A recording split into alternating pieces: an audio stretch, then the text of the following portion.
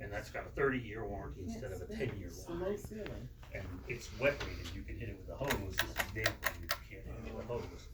But, You see, honestly, because we lost our You awning, talking to hurry up. in the lean, well, no, it just, wore out. fabric wore.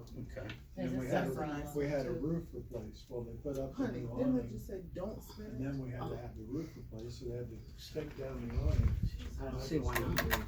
There's And nothing else I wrong. suppose there was no awning above. So yeah, you would need a wet rated fan for that, so you should take the fan down, if it's a home place, you take the fan down. Like that.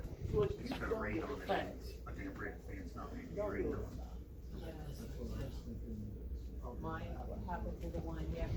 Yeah, that's nice.